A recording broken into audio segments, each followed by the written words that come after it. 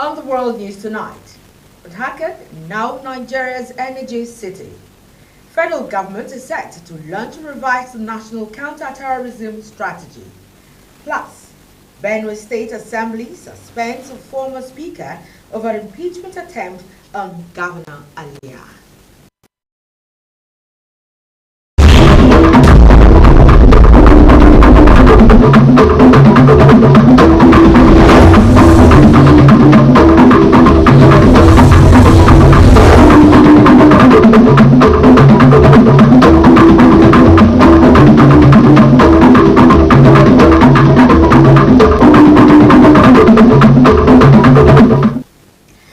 Good evening and welcome to the Rstv World News. My name is Emily Tari Mbero.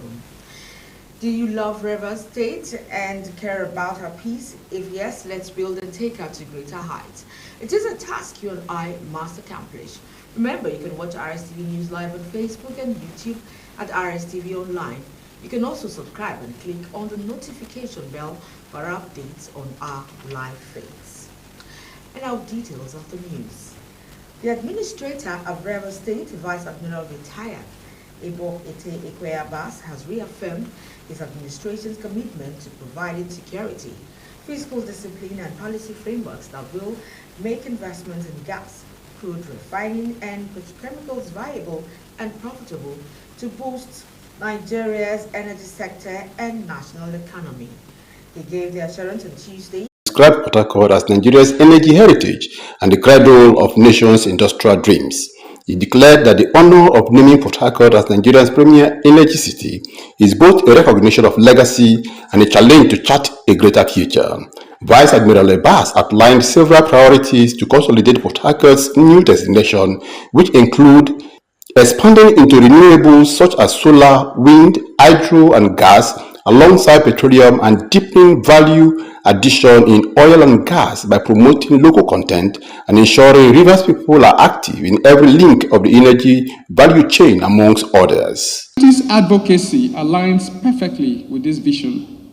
My administration is committed to working with you to re-enlist Port Harcourt into the World Energy Cities program and to hosting an annual International Energy Conference and exhibition right here in Port Harcourt. That will be done. A call to partnership. Distinguished ladies and gentlemen, the Memorandum of Agreement, which is currently under consideration, is only the beginning when it is signed by all the parties. Government alone cannot drive this mission. It requires shared ownership and collective action.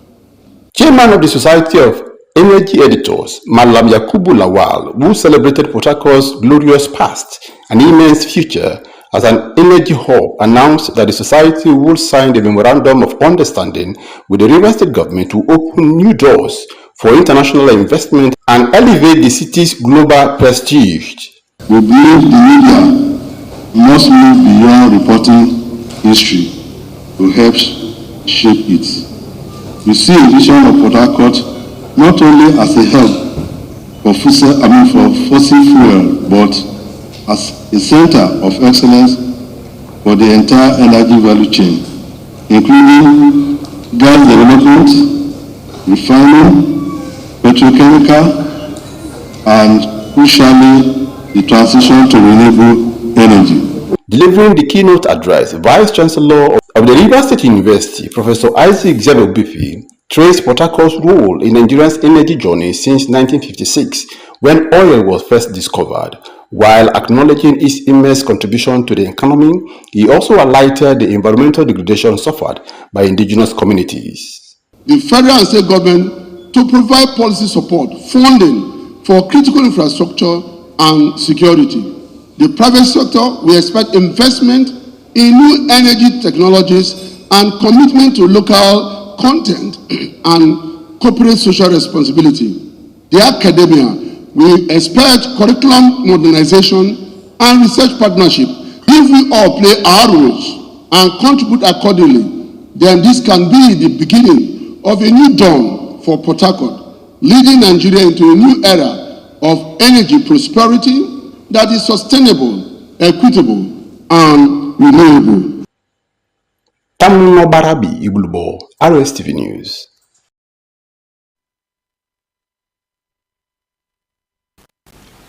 coastal and lowland residents should form teams and alert one another when flash floods ravage their areas as preparations for this year's flooding enter crucial stages.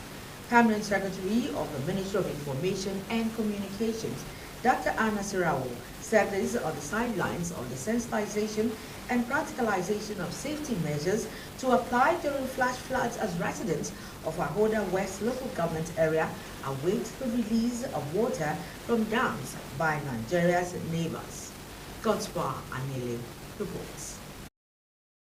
Dr. Sirawo described the state government's early preparation ahead of the flooding as proactive, as residents are better schooled about the ways and manners of surviving the flood and to achieve desired results. He noted that following NIME's predictions this year, some local governments of the state will be affected, and the best ways to manage the flood when it finally comes are to adhere to the instructions provided using collaborative efforts. It's a situation where you have government being very proactive.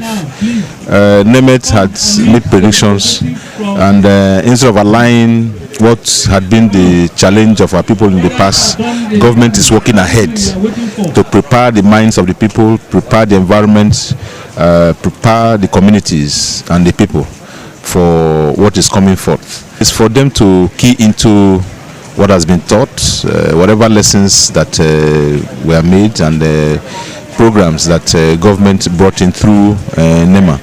Let them imbibe it and take it as part of themselves, so that when it comes, they will not have challenges. The community leaders and volunteers expressed delight over the early campaign ahead of the flooding, while appealing to the federal government to deset rivers and canals to end the yearly disaster and hardship. We have been trained, and the next thing now is to work according to our training, so that the training will never be in vain. With the exercise that we are seeing on these 3 days, I believe is kind of an early warning. The federal government is for them to also make some measures by putting IDP camps. But now, where water they come now again, nothing in our side at all. Oh, don't finish. We have nowhere to go again. Nowhere to beg another person, give me gare. Because we are the local divers. Please, we beg the state government, the federal government to come to our rescue. Federal government should come and dredge this river. If it is dam, let them come and do dam for us. God's Power Anele, Rstv News.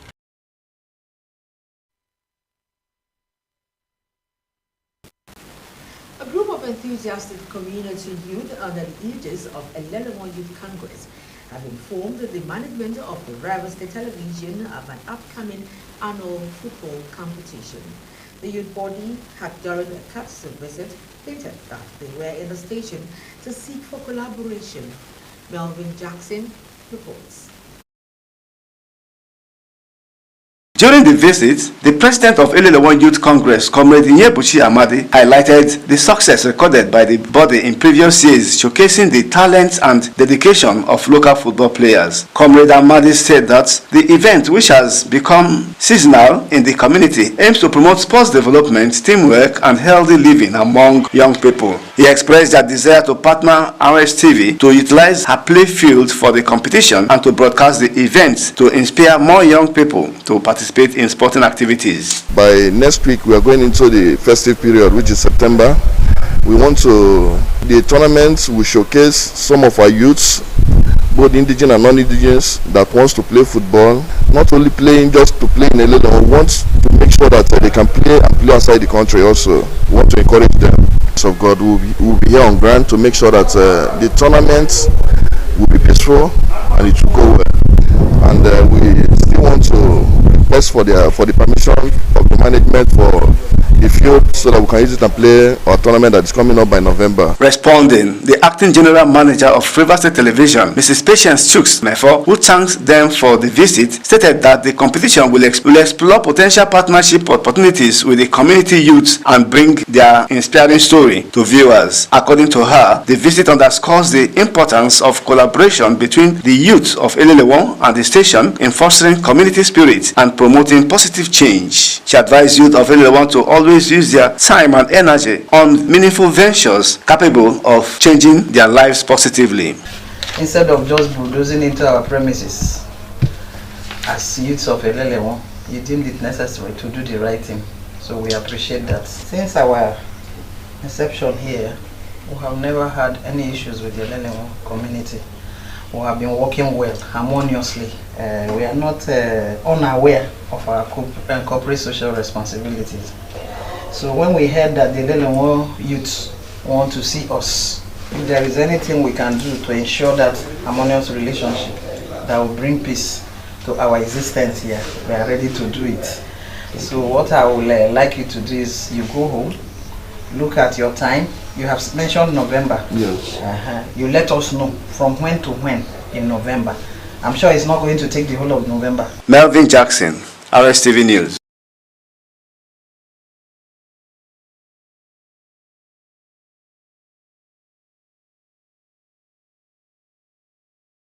Reports that female students, parents, teachers, and people from all walks of life attended the event.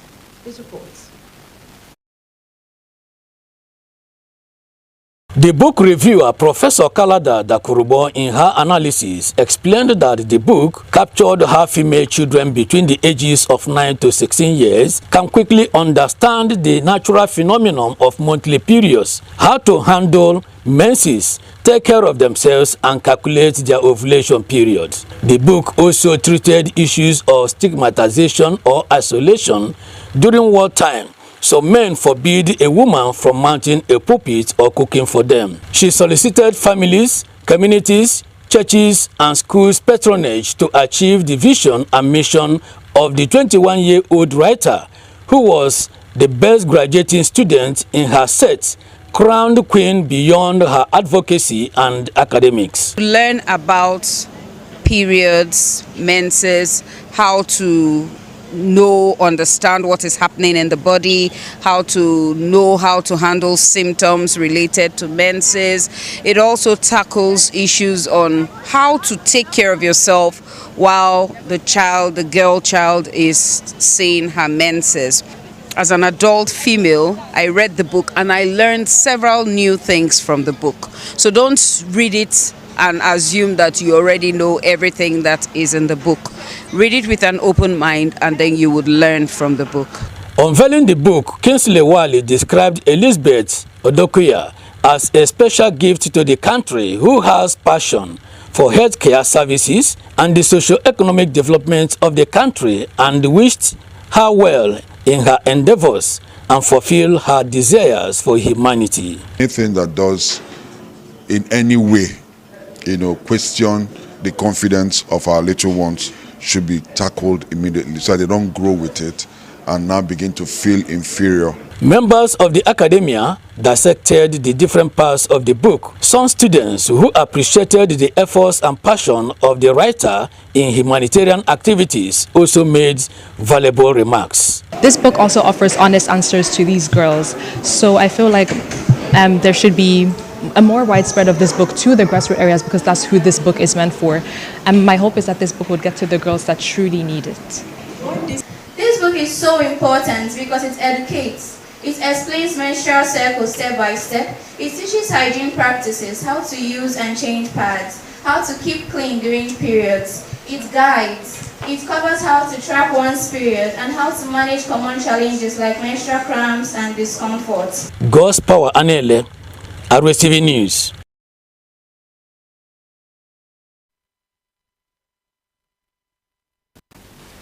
President Bola Tinubu is expected to officially launch Nigeria's revised national counter-terrorism strategy in October, following the completion of an extensive review process designed to align the nation's security framework with emerging threats.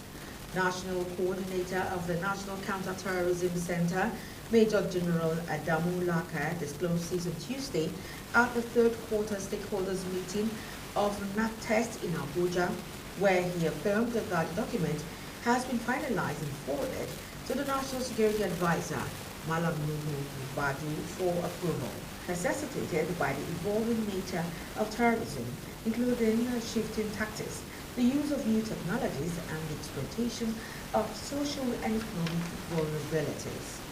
According to him, the revised strategy was enriched through consultations, workshops, validation sessions, and technical reviews that brought together government institutions, security agencies, civil society organizations, academia, the private sector, and international partners. He noted that Nigeria's leadership in counter-terrorism within West Africa and the Sahel places an additional responsibility on the country to demonstrate innovation and coordination in combating violent extremism. Now, do you love and care about Rivers State and her peace? If yes, let's build and take her to greater heights. It is a task you and I must accomplish. Always remember, you can watch Rstv News live on Facebook and YouTube at Rstv Online. You can also subscribe and click on the notification bell for updates on our live feeds. And up ahead on the news, cholera spread from Sudan claims 63 lives in Chad. And in sports, athletes throng Asaba ahead of National Youth Games. Details of these and more on the flip side. To stay. Power God is here. Dr. Jesus in action, God is here. Omega Power Ministries OPM Worldwide presents Dr. Jesus Night with Coconut. It is a night of divine encounter. It is a night of healing. It is a night of financial and total restoration. It is a night of refreshing and renewal. It is a night to reclaim PM till dawn. Venue OPM headquarters, Dr. Jesus City, Modo Alo, River State. Come with your coconut and receive the power to conquer and prevail in the remaining half of the year 2025. OPM, Dr. Jesus in action. Dr. Jesus in action. God is here. When malaria won't show power for your side, it can knock you down. I'm a temp soft gel. Like I tell you no say, malaria medicine when no get bad days for bitter days for mouth, and it easy to swallow. Try. I got red game changer. I'm a temp soft gel. Say no to malaria. Yes to life. This is Rstv World News. We bring you world-class news, accurate, first-hand, entertaining, balanced analysis. Rstv, Channel 22 Port Harcourt.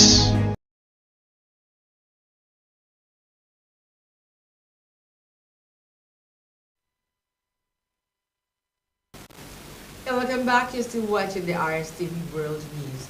And on to the rest of our reports. The Benue State House of Assembly has suspended the former Speaker Oadona Dajo for 3 months for allegedly attempting to impeach Governor Hyacinth Alia. Dajo's suspension followed the motion moved by the lawmaker representing Kian State constituency, Honorable Turner Shimawa, and seconded by Honorable James Umoro from Apa State constituency during Tuesday's plenary session. Honorable Shimawa, who moved the motion, was one of those suspended last week Friday by Dajo before his resignation as Speaker. The Speaker, Alfred Berger, who ruled on the motion, reviewed Dajo's suspension from 6 to 3 months without the usual votes on such matters. The Nigerian Air Force has announced the commencement of applications for its Direct Short Service Commissions 34-2025. The announcement made via the NAS official X handle on Tuesday is inviting applications across a wide range of professions, including engineering, medical, and cyber specialties, reflecting the force's evolving needs in modern warfare. Interested candidates can apply online for free from August 27th to 7th October 2025 through the official NAF recruitment portal at https://nafrecruitment.airforce.mil.ng. According to NAF, candidates must possess the following requirements to qualify. They must be Nigerian citizens by birth, must be between the ages of 20 and 32, while medical doctors, particularly consultants, could be between the ages of 25 and 40 years at the time of application.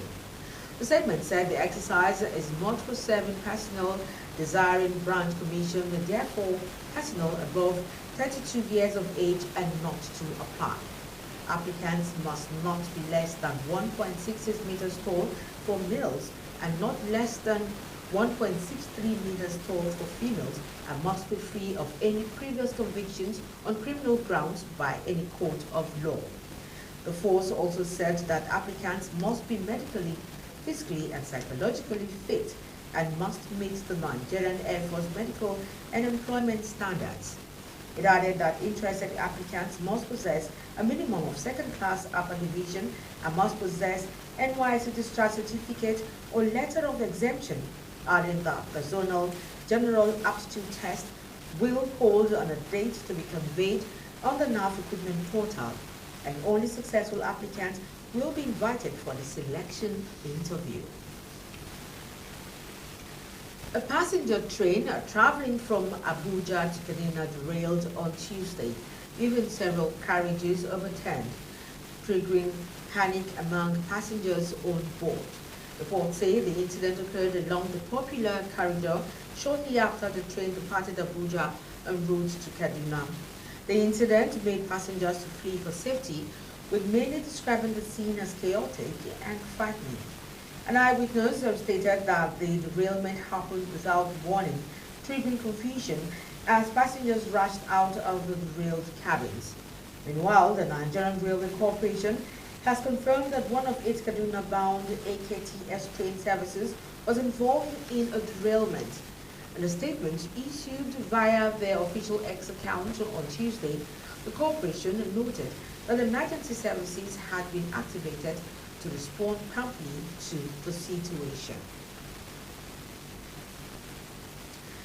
Now, cholera is spreading from Sudan to Chad, killing 63 in the eastern province. Reports say the disease arrived in refugee camps hosting Sudanese civilians fleeing the conflict in their country in July, with 938 cases so far suspected in Koda province in eastern Chad. Maxine Opo has more to state. Experts and international organizations like the World Health Organization, who had one of these scenarios, said a cholera outbreak, which has not let Sudan out of its grip since 2024, has arrived in neighboring Chad. According to a statement from the Health Ministry, at least 63 people died from the disease in Odia province in the country's east. The country's health authorities have said they would increase efforts for better hygiene and sanitation in the region to avoid a further spread of the disease, as Sudanese citizens has fled the conflict. Cholera has started breaking out in refugee camps abroad. Chad is among the countries bearing the brunt of the wider impact of the civil war in Sudan. A huge manhunt is underway for a heavily armed male suspect after 2 Australian police officers were shot dead and 1 injured in an ambush at a property in a small rural town in the city of Victoria. Police described the situation in Ponka, some 3 kilometers northeast of Melbourne, as an active incident with hundreds of personnel deployed to find the suspects. Victoria Police Chief Commissioner Mike Bush said 10 officers went to the property on Tuesday, adding that the suspect escaped by running into the bush alone after the shooting. A major warehouse fire in Hamburg Sport has left 6 people injured. The blaze, which began in Videl, injured 6 people, including 3 firefighters, and a motorist hit by debris on the A1 motorway. Authorities said the fire started when a car ignited inside the warehouse, storing hundreds of nitrous oxide cylinders, which then exploded, sending gas containers flying hundreds of meters. 25 people were rescued from the danger zone, some by boats, while thick black smoke rose across the city. The area is still sealed off. Maxine Okbo, Rstv Foreign News.